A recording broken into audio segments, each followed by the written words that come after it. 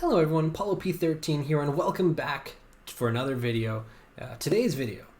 This video is actually another video of this past week in Marvel Strike Force. It is the second episode of it. Basically what's going to be happening is I'm going to be breaking down everything that's come to the game within the last week. Some on the bigger scale, some on the smaller scale, some stuff on the channel, and so on and so forth.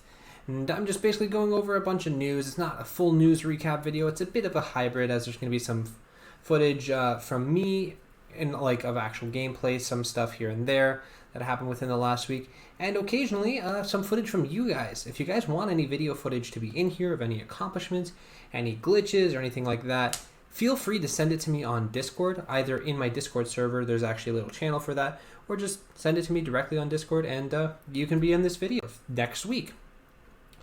This week I don't actually have any footage from anyone else, but again there's going to be some glitches, some funny stuff here and there, and good attack, and just some thoughts on the game in general. So let's actually get into it. So first off, big important thing that has come to the game this week is the Fun in the Sun event.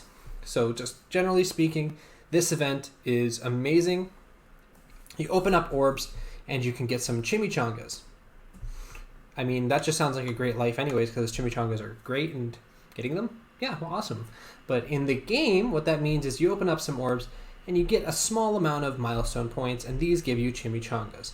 These chimichangas on their own don't really seem like much, but chimichangas allow you to open various firework orbs. Let me show you these down here at the bottom here. And what they are the blue firework, purple firework, and orange firework orb. You open those and then you get other milestone points for the Fun in the Sun milestones, the Firework Frenzy milestones here, and they get you some really amazing rewards. They work at a 1-to-1 ratio for all those orbs, so whatever you're opening is going to be just as good for you as it is if you're opening the other ones. Basically, you get other points and other chimichangas through every blitz battle. You get 35. Every day you get 200 and 400 from doing your 2 arena battles and your 2 raid battles from your daily objectives. So that's another 600 free. And then each campaign energy is 1 chimichanga as well. So you add this all together, and basically 1 campaign energy is a chimichanga, 1 chimichanga is a milestone point, and so on and so forth. And you get some pretty great rewards. Big advice is open the orange ones, those are the best, and try and open as many of them as possible before they get nerfed, because there is a nerf coming to them sometime tomorrow, actually, so not too long after this comes out. Let's see if I can actually find that day here. It should be in here somewhere. Changes coming soon right here on July 6th at 5 p.m. PDT. So there is going to be a bit of a nerf on there, so open as many as you can before that point. But anyways, these milestones are pretty amazing. You can get some pretty great rewards, and the leveling of it's pretty fair. I'm going to actually finish all of the milestones without an insane amount of effort, which is really good. So speaking of this, these milestones and everything like that, they just announced another milestone coming back to the game starting on July 9th. Symbiote Spider-Man's milestones are coming back. We don't know exactly how they are working this time, how long they'll be, but he is coming back. So my best recommendation is, of course, open all the gold orbs as possible for these milestones, but save the gold and use it when the Symbiote Spider-Man milestones come back, because he is amazing, great character, and you definitely want to unlock him as much and get him built up as much as possible. So there's going to be some spending gold milestone for that, so save up as much gold as possible. Another event that has come by this last week, let's see if it's even here. That's not even the right button, so it wouldn't be under there, but it's going to be here perhaps still, is the Chaos Theory event with the Wakandans, which got you some Red Star promotion credits, another great thing. We've had a few specialty events in regards to the event that's going on now, the milestone, the Fun in the Sun events. The ×3 basic catalyst, which was really awesome for a lot of people that are dealing with a shortage of advanced basic catalysts and superior basic catalysts. I am feeling that a little, but I would not consider that a major concern at this point. This quarter blitz is starting in an hour, literally exactly an hour, at the time of me recording this right now, which is going to be really awesome, because as I said earlier, every blitz win is 35 chimichangas. So I have a lot of these blitz charges right here. If it's capped at 25, I'm going to use my black order repetitively to get as many milestone points or as many chimichangas as possible, and that's going to be my entire plan for that event. We have the relic hunt coming soon in 5 days, so that's exciting. Our next legendary character is Invisible Woman. I believe our previous one was just Star-Lord. I could be wrong on that, but it's definitely Invisible Woman coming in a day, which means right now we have double shards drop for the Sinister Six, but again, that's going to be ending soon, so you probably won't even see that. That won't even be true by the time this video comes out. But anyways, a lot of good events coming to the game, which does make me feel like saying something here about the daily rewards. Let me try that again. July daily rewards, because this is actually the first week of July. The calendar character has been revealed to be Minerva. Some thoughts about this. Obviously, Minerva's amazing. They've given us more Minerva shards than any other character shards we've ever gotten in these calendars, which is insane that they've actually changed it. Now, why is this happening? In all likelihood, recently you may have heard there's a large exodus of people playing Star Wars Galaxy of Heroes, and a lot of them are coming to this game. So much so to the point where Fox Next actually gave information about this calendar more than 24 hours before anyone else had it to content creators with connections to Star Wars Galaxy of Heroes, such as OMG/Mobile Gamer and Arnold. I don't say his name very well, so I'm sorry about that. I struggle getting that word out for some reason. But anyways, both of them I would say are primary Star Wars Galaxy of Heroes content creators. Obviously, OMG's been doing Marvel Strike Force for a long time, but the other one, I'm just going to say that because the name struggles, has not been making Marvel Strike Force content for a very long time, and they got direct information, so it is quite clear that they're trying to make a ploy for players from that game to come here. While I do wish the other content creators for this game, not necessarily meaning myself, but at least the envoys, had the same right to advertise this earlier ahead of time instead of just the ones that come from another game. I do think it's good news for the player base, because I think we're going to be getting pretty good rewards in this game for the coming time as they try and advertise more people to come to this game. So obviously there's a bit of pros, a bit of cons in that, but there's some more good I'm going to break down for you really quick. With all of these events and good rewards, let me talk a bit about some offers. Ooh, Symbiote Spider-Man offer. Tempting, but I don't have money, so let's just take a look at this offer here. 50 shards, $2. 50 shards, $2. There was another 50 shard $2 offer, and I'm assuming in about an hour there's going to be another character, 50 shards, $2. So these offers are an incredible deal. I'm not buying them, and unless, of course, they drop a Symbiote Spider-Man offer for $2, 50 shards. I'm buying that. I think that pretty much is the only one I'm buying. So yeah, but there's some pretty good offers to go along with the events. Some more unique ones like 750 power cores for $5. If you take a look over here, 750 power cores is usually $10. So technically that is a value of 2 times better than normal, but it is over a longer period of time. A lot of the mega packs, they basically are the same as normal. They just added some chimichangas to the mix, which is of course good. Then there's going to be some power core offers, some unique offers. So you know what? There's actually some offers that provide a little bit more than normal, and that's a pretty great thing, especially those $2 offers, which I would highly recommend.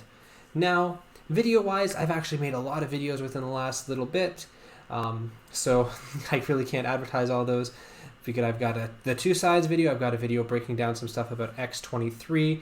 I've got a video talking about the Defenders and why you shouldn't be going for them first. If you want to check out any of those, feel free. I've received a ton of feedback on my video about the Supernaturals being the most underrated team in the game. A lot of people tried to make a case for Hand, in which I simply asked one question. If you really believe this, and you believe a lot of these things to be true, send me some footage of this or screenshots so I can see it to be true myself. And to this point, no one has sent me any footage trying to show Hand as a very underrated team or doing any of the things that there have been claims of. So still waiting on that. If you do choose to send me some of that, that'll be great, and I would like to use that for a future video, if possible, if it does turn out to be true. And I will give credits to anyone that gives me any footage about that and make a follow-up again. Maybe Hand is a very underrated team. Personally, I don't think so, but if you can send me that footage, I will definitely reconsider, as I will listen to what the footage says and the facts show. Now, beyond that point, outside of this game, just on the channel, I did have a bit of a development as I have started doing occasional streams of Marvel's Spider-Man. I don't have a consistent time frame for that, but if you are interested in that, perhaps I'll be streaming that. But I do every single day stream Marvel Strike Force. And now I have one actual attack from War I would like to show you guys about Supernatural, and then a couple of funny glitches that kind of go mostly on victory screens that I have had happen to me within the last week. So let's actually get into that. So first off, just a little screenshot that I have from Blitz battle here. I used my Black Order against the Defenders team and I won quite easily, but Daredevil refused to admit defeat. Thanos snapped and he just stood there. So it went to the victory screen and you get a nice little rear view of Daredevil refusing to disappear. This has actually been happening a fair bit with Black Order, that the victory screens get messed up a lot when Thanos does his battle-ending snap. Sometimes the characters don't disappear. Okay, that is a loud alert. Sorry about that. Anyways, sometimes the characters don't disappear, and sometimes they join in, and sometimes the screen just goes really crazy, which you will see in a second here. Okay, so this footage actually comes from one of my live streams, but this is me again. Is this the same character? No, it is Carnage, actually. You can take a look here. Thanos snaps. Now the footage goes in. And look at my victory screen. Isn't that wonderful? Let me actually go back so you guys can see this victory screen a little better. Okay. Now, let me click it again. Here we go.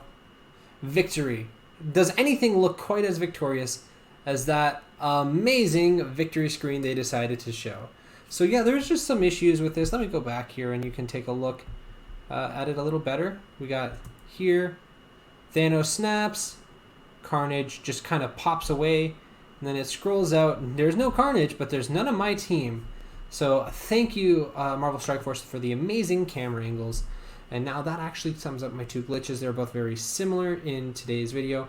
Got one last clip I would like to show you, or video, of just a war attack that I did. Again, I'm going to keep it muted and just talk about it a bit quickly here. And then I'm going to, I'm just realizing I had this on like double speed for that, didn't I? Yep, so that actually explains why that looks so funny. Anyways, then I'm actually going to discuss another announcement that has come to the game and just give a couple of quick thoughts about it, because I know this is a bit of a controversial, but there are 3 new characters that they've announced in this game, and I'll get to that right after I show you this next clip. Okay, let me just slow that down. Okay, it doesn't want to be slowed down. Let me try that again. There we go. It's slowed down a bit. I'm going to, just to keep it a little quick, I'm going to do it at 1.5 times speed, but I'm not going to do the 2 times speed.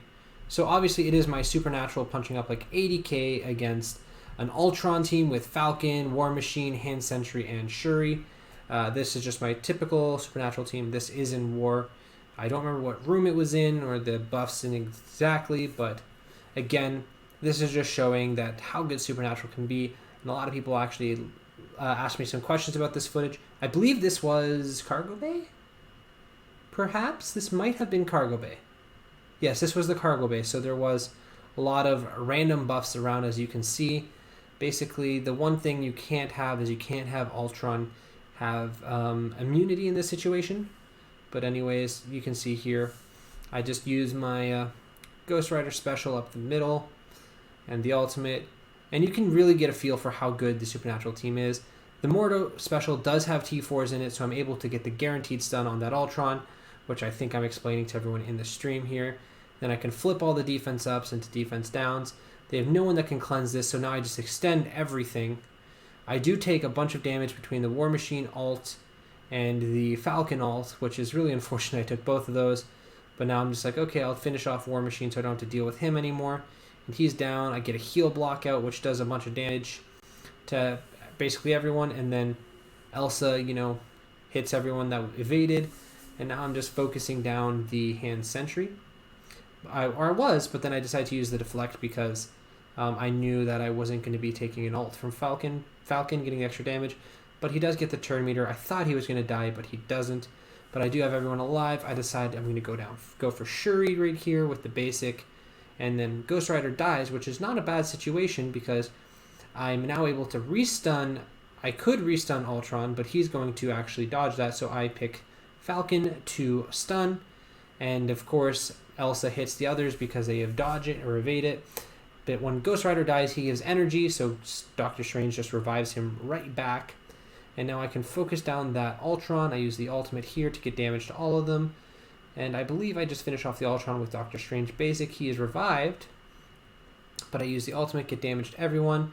Now it's back to the evades, which again aren't too big of a deal because of Elsa. But you see here, Elsa's attack when people dodge or evade things does a massive amount of damage here. So I can use the ultimate here. I target Ultron, so I hit the most amount of targets, and then she just re-attacks. Doctor Strange can flip everything.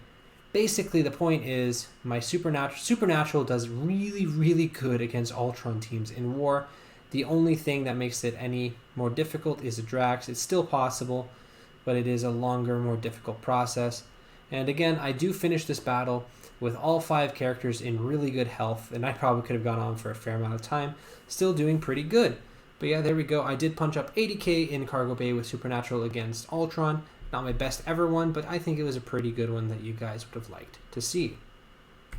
And that brings us actually to the final thing we wanted to talk about today. I don't actually have the photo on me or anything. I could go to it, but don't really need to. It's not that relevant to this. But Fox Next teased 3 new characters to the game. What did they do? They put a picture of a beach, like the sand, and then the water, with some footprints in there, which were very clearly Beast's footprints.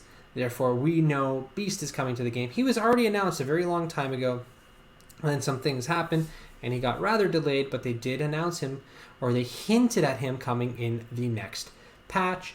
And a lot of people were quite excited about this, but he's being the least talked about of the 3 characters that were announced. Next, we have a ice crystal that appeared near the water, which made a lot of people believe that Emma Frost is coming to the game. Some are saying that she's going to be even the 5th Marauder. I'm not entirely sure which role they have in mind for her. She could fit in a lot of places, but it's a character a lot of people wanted, and obviously I'm quite excited to see her come to the game. Now finally, the really controversial one, the one you're hearing the most about, there was also an acorn in that picture, and this was later confirmed in a blog post to be Squirrel Girl. Squirrel Girl is coming to the game. Before I get into the thoughts, they decided to make her, she is not a hero brawler, but she will have synergy with hero brawlers in a way because she will be a young Avenger. This is a new tag coming to the game, which will encompass Miss Marvel, America Chavez, Miles Morales, and Squirrel Girl. And basically what is happening, roughly speaking, is all the buffs that the hero brawlers get together, the young Avengers also get together. So even if Squirrel Girl is not a hero brawler, she will still be getting the assists and everything will be working all the same.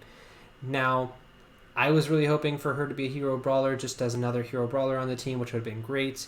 But I see the Young Avengers kind of works, and you can still plug in hero brawlers to finish off that team.